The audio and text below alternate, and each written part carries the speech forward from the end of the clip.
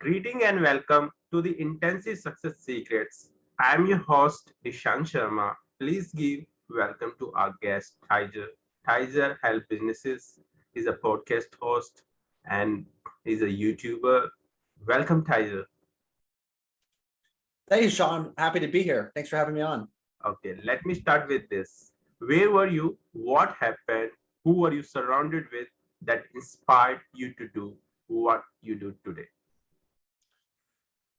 Ooh, I kind of fell into my career by accident, but um, I grew up in a beautiful place in the world in wine country, Northern California. But I grew up relatively with modest means, and I kind of always had a desire to have more. I heard my parents fight a lot over money, and so for me, is really I was did not want to go through that with my children. And I saw my aunt, who was an entrepreneur, and she'd done very well for herself, and so she was the closest person I saw to being wealthy. And so she really inspired me and showed me a different way of living. And then, coupled with her and my mom went back to school when I was a kid, and she had this dream of becoming a nurse. And so she now is a nurse practitioner and kind of fulfilled her dream. So I'd say those two women were definitely very instrumental me growing up where I did and watching them kind of fulfill their dreams. What's the reasons why do people fail? Be honest with you, I think most people fail because of fear. They put their own self-imposing limited beliefs, and they tell themselves they can't do something, or somebody's told them they can't do something, and they take it as truth and they never try. And then, their dreams go by the wayside. Okay. What's your top three success secrets that other can model from you? First and foremost, discipline. I'm extremely disciplined. I have a regimented morning routine without fail. Like I'm in the gym 6 or 7 days a week. So I would say, discipline, definitely confidence, be very confident in whatever you do. So I'm huge into positive self-talk, reading personal development books. I'm a firm believer that you should invest 10% of your income into yourself in your own personal development. And then last will sound kind of interesting, but if you can learn how to sell and you can learn how to lead, you'll always be able to make money and you'll always have a job. Okay, great. What's your greatest failure story? What did you learn and how did you recover from it? Yeah, so it's really interesting. I was just telling this to a friend. So the very first business I I jumped into was I said I was in college and was like, hey, let's have a clothing line. And so me and a buddy said, yeah, sure, this is great. And so we made all these cool shirts and designs, and we made a website, and we spent like $30,000 on clothes, which you're in college. I didn't have any money, so that was like a lot of money that we taken out, and no marketing strategy. Just thought that, hey, if we make it, it's going to be cool and people are going to buy it. And they did not buy it. So we ended up with like $30,000 worth of gym shirts. And so my next business venture I kind of took that minimum viable strategy to market, right? So I spent $1,500 on merchandise. I spent another about $5,000 on marketing to test concept. And so I started a business for about $7,000, but minimum on product. And then I started to pivot and find out what people were drawn to, what they liked. And I kind of tested it the first 3 months. And then it popped, and we ended up selling in 50 different countries around the world and all around the United States. And I ended up selling it for a good chunk of change. Okay, great. So what motivates you within? What motivates me within is just, I think that we're all put here as spiritual beings, and we're here for the evolution of our own growth. And so, I'm constantly trying to build a better man every day. And, the vision I have in myself is what I try to build. My biggest fear is not living up to the potential that God or the creator or consciousness, whatever you want to call it, gave me, and falling short of that. So, that drives me. Okay. What's your company motto? No days off.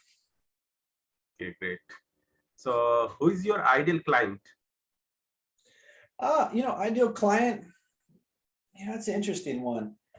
I like to work with, I don't know that I have an ideal avatar other than, client, other than people who are just good people right? That are morally righteous, that are just positive. I like working with people that I can be friends with, if that makes sense. The type of clients I work with, we typically develop a deep relationship, and I work with them on a daily basis. So, I'm more of an energy transfer person. If I feel like I connect well, then I go well all in that person. I kind of expect the same in return. Okay.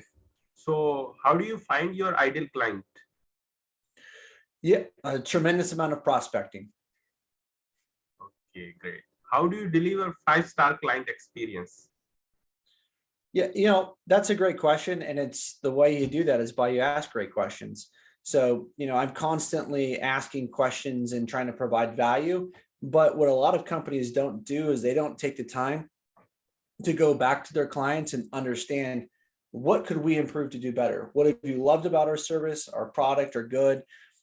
Get the positive feedback, but then ask for all the negative feedback. If there's one thing you could enhance, if you could change two things, what would it be? And then make those changes, right? Oftentimes as entrepreneurs, we think in our head that they're going to love XYZ, like my t-shirt story, and then they don't. And then we feel lost, but you go right to your client, ask them exactly what they want from you.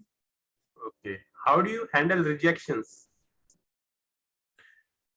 Well, that's tough. And that's where I think that, my second attribute was confidence. If you're confident in yourself and you believe in your product, rejection it's just a byproduct of doing business. I don't take it personally. Okay. What are you grateful for today? Being alive. Okay. How young are you? I'm 38. You are not 38-year young. You are 18-year young with 20-year experience. So, what do you want to remember for? I just want to be remembered for being someone that was kind, worked hard, and was generous to others. Okay. Who is your living mentor and what's the impact? I have several. It's interesting. I think mentorship is extremely important. And so if you look at currently, like say over the last year, I go to Grant Cardone for real estate advice. Rod Khalifa is another guy I would go to for real estate advice. When it comes to finances, my best friend, he's my mentor. We grew up together. He's extremely successful. When it comes to fitness, a guy named Wes Watson, I pay as a trainer that helps me with my training and my fitness, and also my mindset.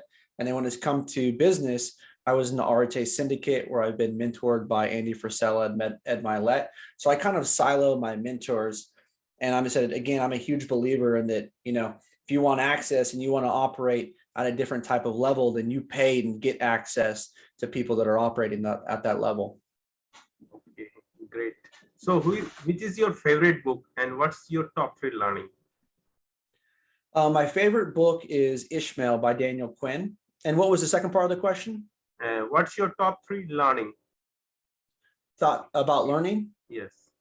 Yeah, no, I mean, it has to be constant. I'm someone that part of my morning routine, I do my meditation, and then I do breath work, and then I go immediately in and I read 10 pages in a book, and then I journal about what I just read. And then I typically read about 45 minutes before I go to bed at night. I'm not someone who will sit in my car and listen to music because I think it's an inefficient use of time. So I'll put on a podcast. So I'm always constantly learning, constantly learning. Okay, great. So how can we support you? Oh, support me by sharing more love in the world. If I've got my podcast, Grind So Elevate. Anybody want to take a listen to that? It'd be a huge help and support. I'd appreciate it. Okay. So what would you like to say about your guest experience on this show? Yeah, very efficient, great, well thought out questions. Yeah, it's been a lot of fun. Okay. What's your final word? Let go of fear. Your fear is your North Star.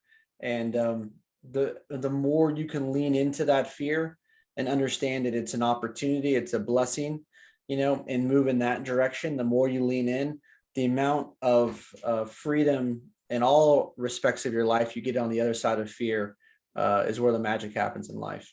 Okay. Thanks, Tyzer, for sharing your wisdom with us on the behalf of our community and team. We really appreciate you. Until the next time, all good wishes to you. Thank you so much.